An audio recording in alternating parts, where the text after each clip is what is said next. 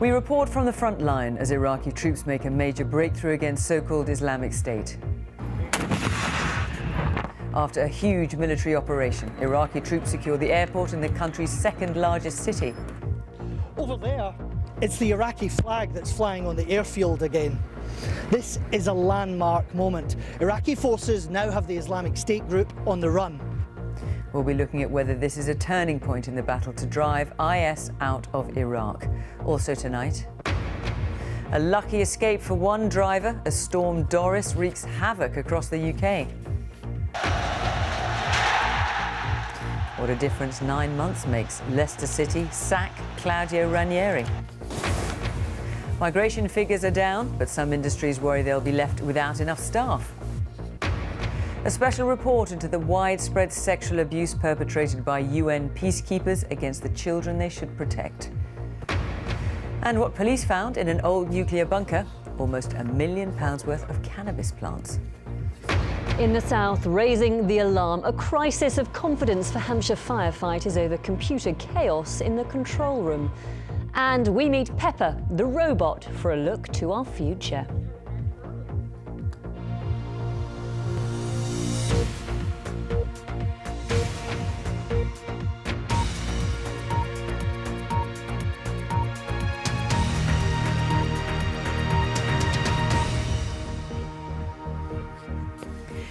Good evening. Tonight we report from the front line as Iraqi troops make a major breakthrough in the battle against so-called Islamic State. After fierce fighting, they've taken the airport in Iraq's second city, Mosul. It's a key staging point to driving the militants from the western half of the city. The east has already been recaptured. The massive military operation, Iraq's largest in years, has involved tens of thousands of troops, including some British and American special forces. Our correspondent Quentin Somerville and cameraman Nick Millard were there as Iraqi government troops fought their way in.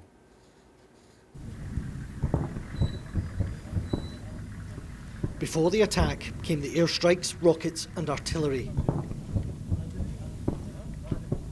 It's day 5 of the offensive to retake western Mosul. Slowly, the forces make their way past a suspected IS car bomb, torched en route. These armoured columns are now moving forward to Mosul Airport. The attack for the airport is underway. All night long, we've heard coalition aircraft and Iraqi artillery slam this area just to the north of us.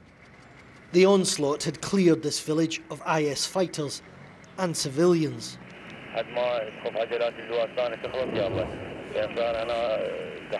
It's eerily quiet as the men proceed on foot. A local man tells the special forces they were up to 100 IS here yesterday. They've hidden bombs all over. So the men took to higher ground. And we followed at a safe distance.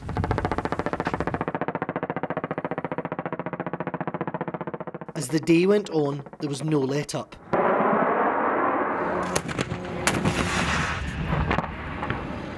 It's from this factory that IS defended the airport. Their flag flew here yesterday, but no longer. In less than 4 hours, Iraqi forces had breached the airport perimeter, but IS fought back.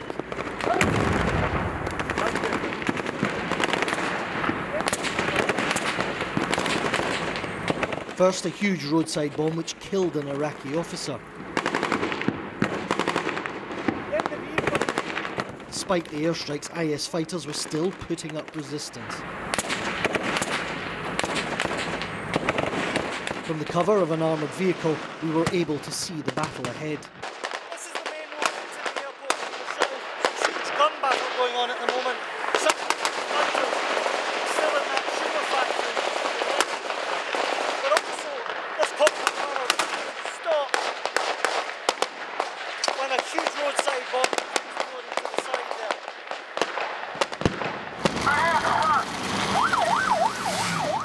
It was a short battle, but there were more casualties from the front. The more they advance, the more civilians they meet. and they're in a wretched state. These people had hung on during years of Islamic State group rule, but in the midst of this final battle, they were overwhelmed.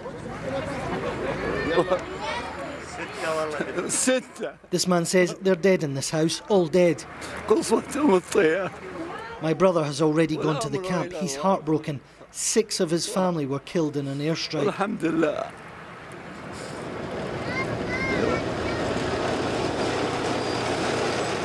This is the last open ground before West Mosul. The desert and farmland here made for swift progress. Iraqi forces are now less than a mile away from the city. They're also in range of mortars from IS. But it's the Islamic State that's under threat. Mosul Airport may be in ruins, but more importantly, it's back in government hands. Over there, it's the Iraqi flag that's flying on the airfield again. This is a landmark moment. Iraqi forces now have the Islamic State group on the run. IS might transform itself into something else, but right now, here in Iraq, we are witnessing the final days of the caliphate. Quentin Somerville, BBC News, Mosul Airport. Storm Doris has brought chaos across the UK. Winds of up to 95 miles per hour have caused 1 death as a woman was killed by flying debris in Wolverhampton. Trees have been brought down, taking power lines with them. Nearly all rail operators have been reporting delays, leaving many passengers stranded.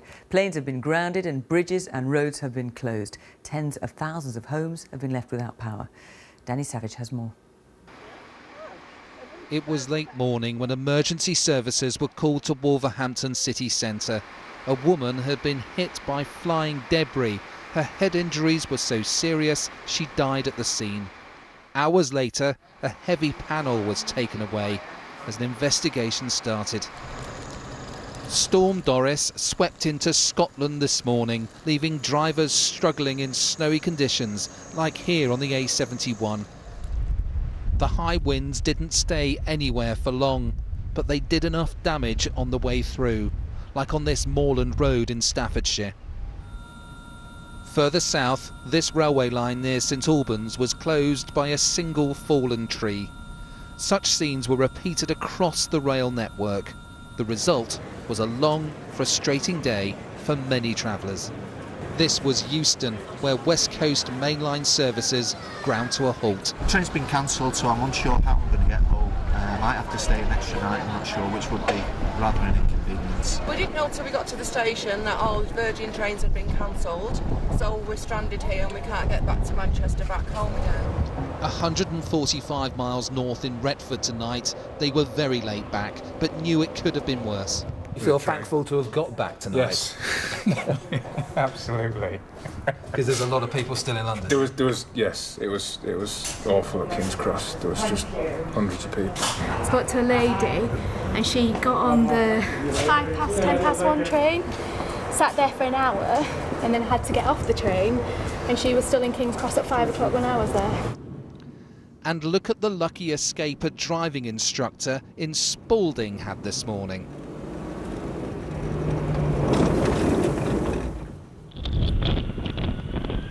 Spare a thought for the bumpy landings endured by air passengers. This was a service coming into Manchester.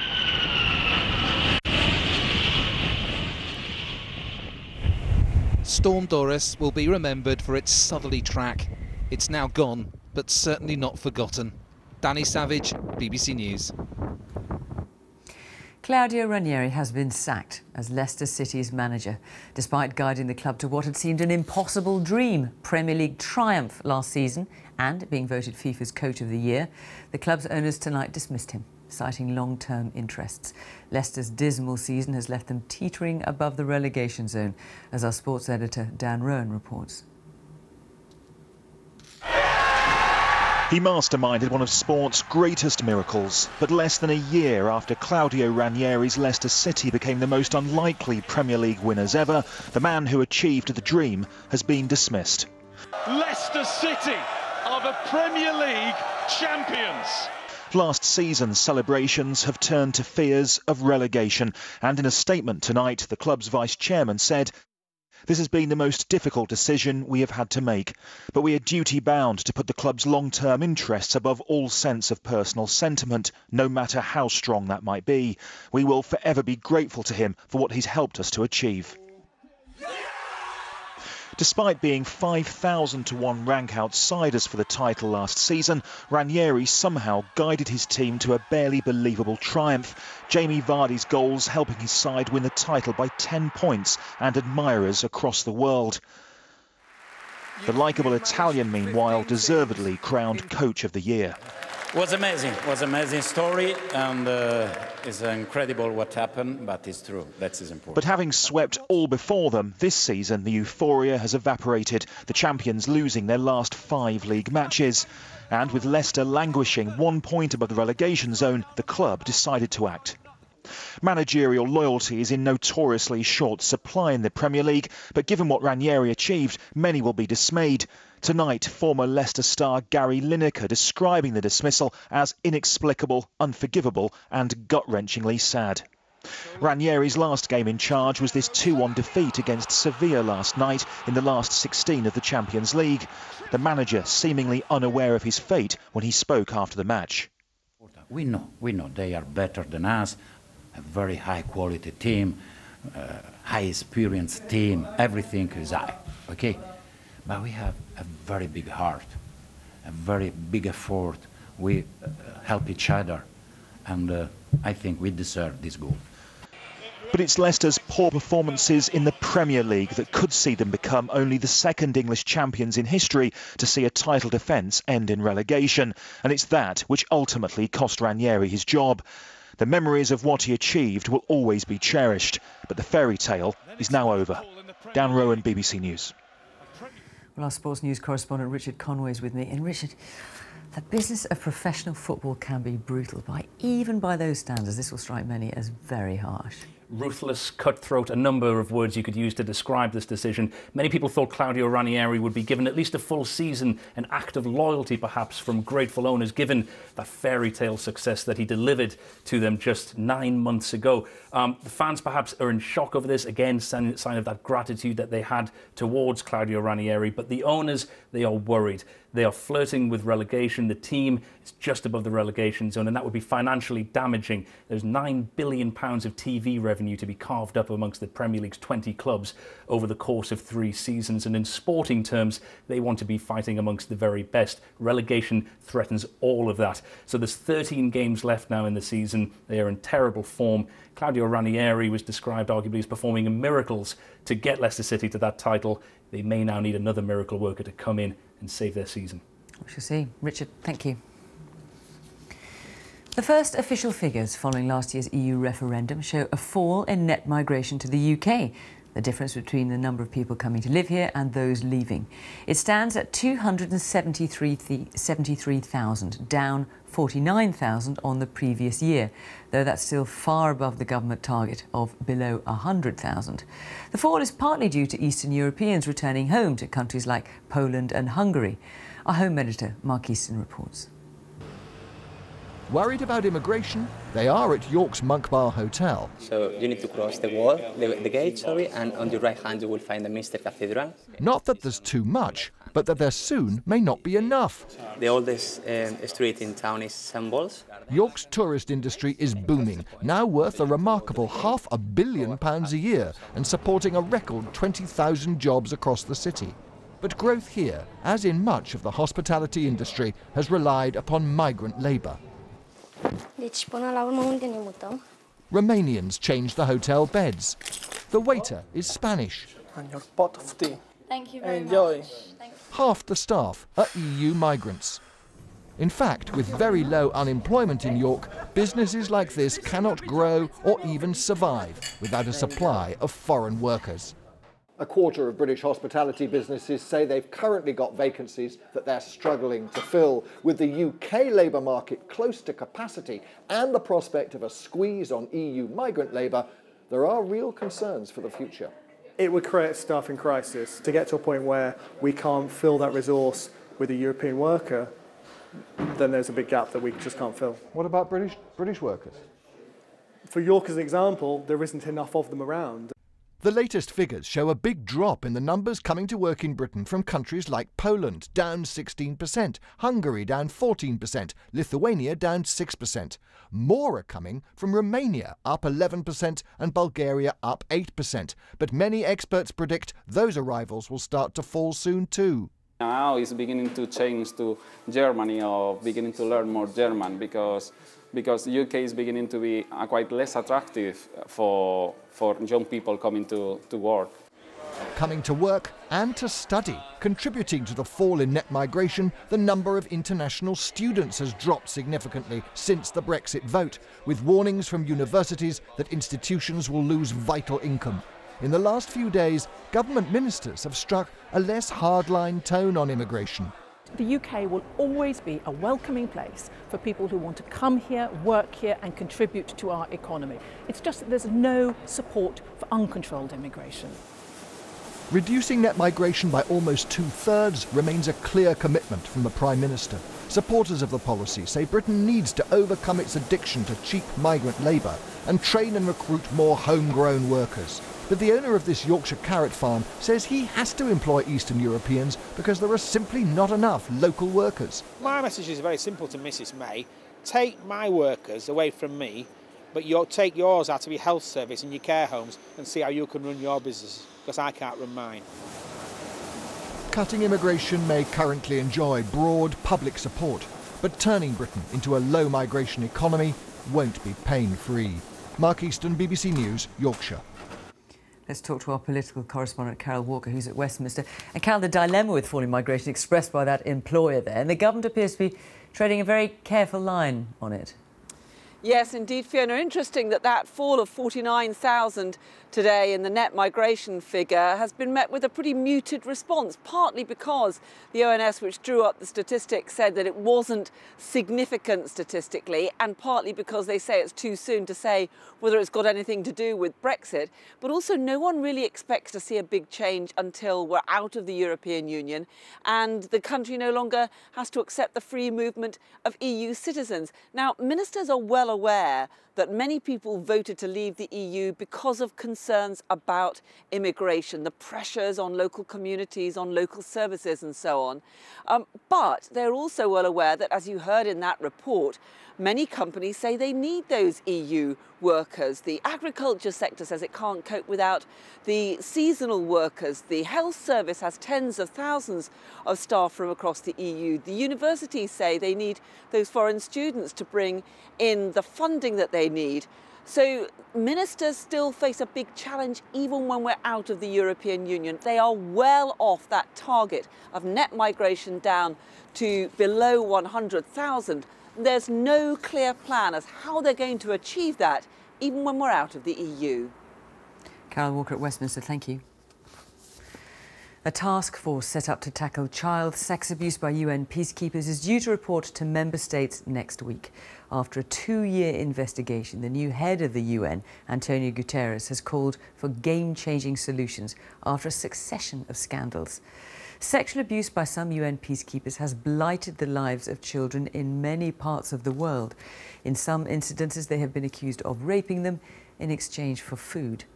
Our special report from Fergal Keane and his cameraman, Tony Forshaw, from the Central African Republic, contains some harrowing testimony. This is the story of how international peacekeepers are accused of betraying the trust of some of the world's most vulnerable people. At night it was very cold, and the man offered my son a pill, claiming it would warm him. It took my son 5 minutes to fall asleep. Then the soldier violated him. It's the story of children being abused and of a culture of impunity.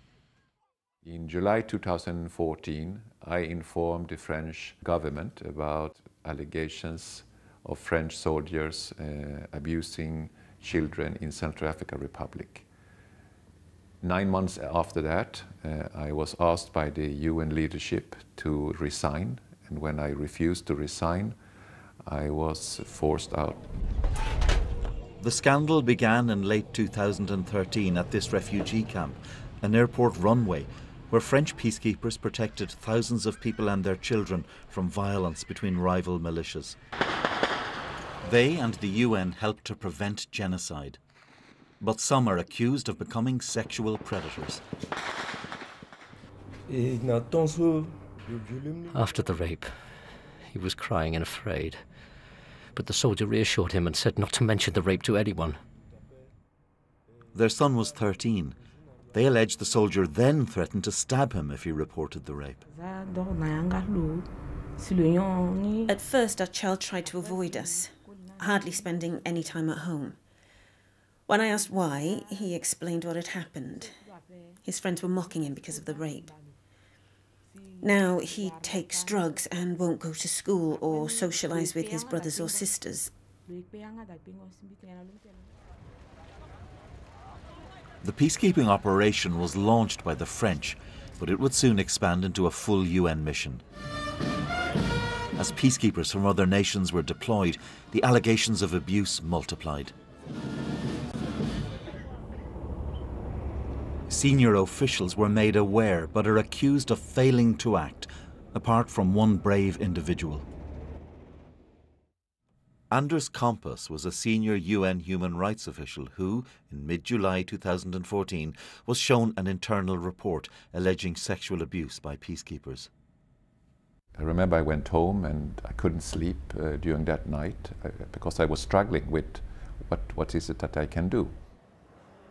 At the UN offices in Geneva, Kompas approached the country whose soldiers were the first to be accused of abuse.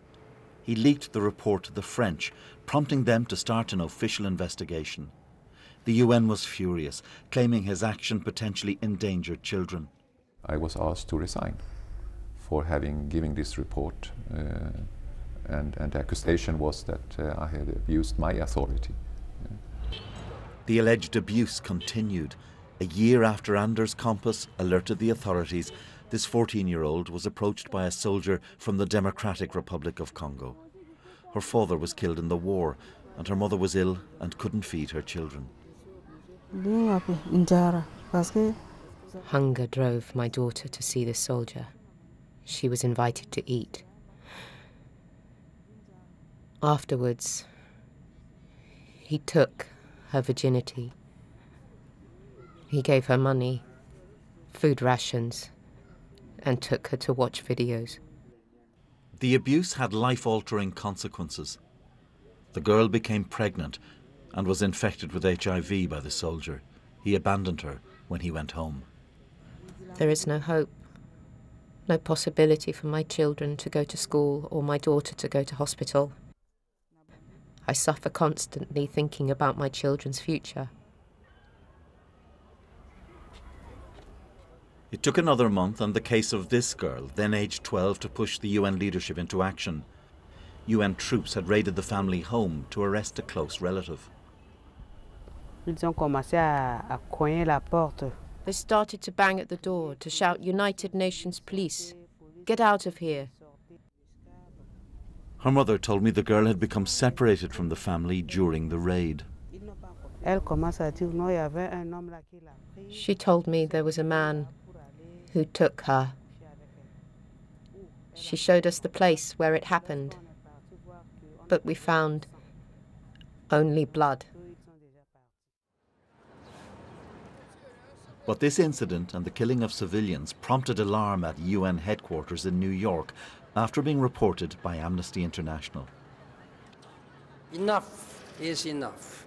I cannot put into words how anguished and angered and ashamed I am.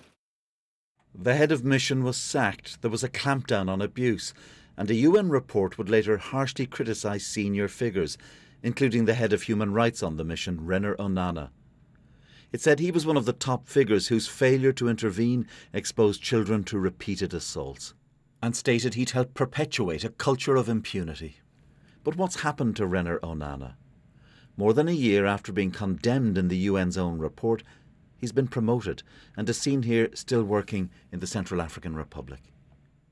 The UN said Mr. Onana wouldn't comment as headquarters was handling the matter.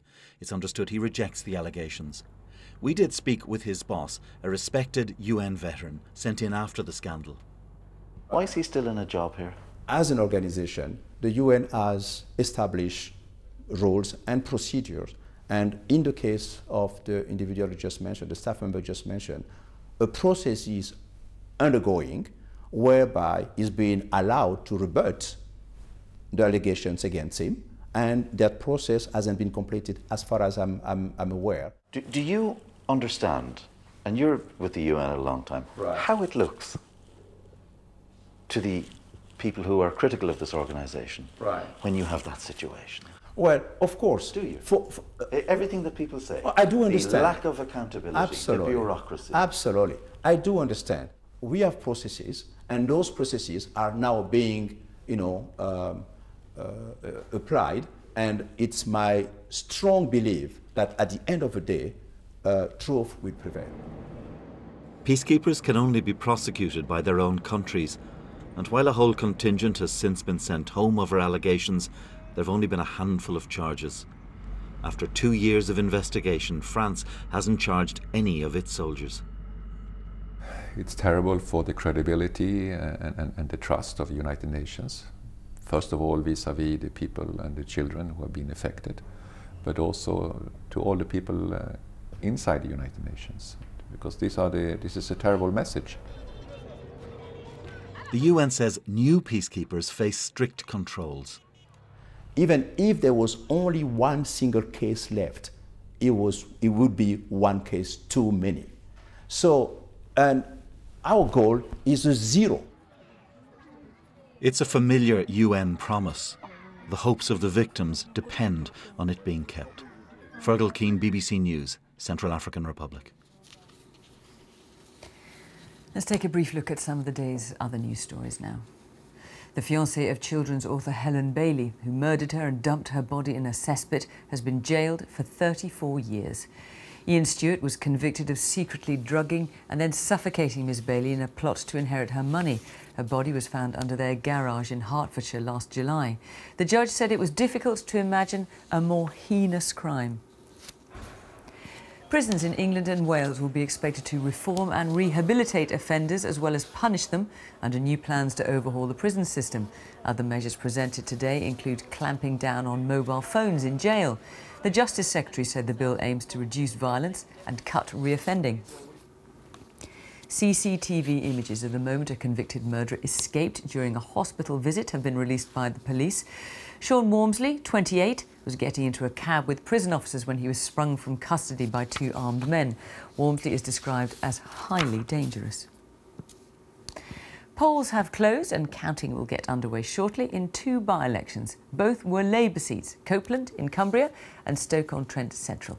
Well, our Deputy Political Editor John Pienaar is in Stoke for us tonight. And there's a lot at stake here tonight, John, and not just for Labour. An enormous amount at stake, Fiona. These by-elections can flare up and be forgotten just as quickly, but these elections have the capacity to set or reset the mood in British politics. Why? Well, this city of Stoke's been in Labour hands since 1935. So has the Copeland by-election. They ought to have been formalities, but Labour's had to fight for its life. Why? So many Labour voters voted for Brexit while the party campaigned against it. That caused enormous problems. It's tempted UKIP's new leader Paul Nuttall to chance his arm here, believing he can beat Labour and strike fear into Labour seats across the North and the Midlands in particular. But Paul Nuttall and UKIP have wobbled in recent days. He's had to admit a claim on his website that he lost friends in the Hillsborough disaster was wrong. That's given Labour hope they can hang on. Now, meanwhile, Theresa May and the Tories are watching UKIP and Labour in this life or death struggle, and they are a mile ahead in the polls and believing in Copeland they may take that seat, the first win by a governing party in a by-election for 35 years. The voting is going on here, as you can see. They're stacking up the seats, and when I say after an awful days of voting weather, a lot at stake, it's not just election hype. John Pienaar in Stoke-on-Trent, thank you. Thousands of cannabis plants have been discovered by police growing in an underground nuclear bunker near Salisbury in Wiltshire. The crop has an estimated street value of more than £1 million. Officers say the plants were being grown in 20 large rooms with almost every part of the bunker dedicated to what they described as the wholesale production of cannabis. 6 men have been arrested. John Kay reports. Hidden in the Wiltshire countryside, RGHQ Chilmark, a vast underground bunker built to protect Britain's leaders in a nuclear war. So if we go in here, behind your head, the power. This afternoon, police showed us the vast cannabis growing operation they uncovered here overnight. How would you describe what you've discovered here? A huge, massively professional setup. It's the biggest cannabis factory farm that I have seen in my 25 years of service. To find this in the heart of rural Wiltshire is quite incredible. Police found 20 large rooms, each one kitted out with specialist equipment to grow the plants and then dry out the leaves. Officers say huge amounts of power have been secretly siphoned off the national grid. Every room has got this set up in it as well. The venting at the top to withdraw all the fumes and take that outside to maintain the heat. In some of the rooms you see signs of people sleeping as well as working. This was the old canteen, still being used last night it seems, years after the bunker was sold off by the Ministry of Defence. 3 people were arrested inside, including a 15-year-old boy. 3 older men were arrested outside on suspicion of human trafficking offences. In this room, police have found hundreds of bags of old compost, and they say that suggests this bunker has been used for cultivation for months. It's all very different from when the Cold War bunker was last filmed by the BBC. The site had been under surveillance for some time, but officers swooped last night when they saw the doors opening. They say local people had reported suspicious activity and a powerful smell coming from the vents. John Kay, BBC News, Wiltshire. Newsnight's about to begin over on BBC Two in a few moments. Here's Emily. Tonight, a rare interview with one of the US Supreme Court judges on the direction America is taking. And we're on the ground in the by-elections, which could reshape the contours of British politics. Join me now on BBC Two. Here on BBC One, it's time for the news where you are. Bye-bye.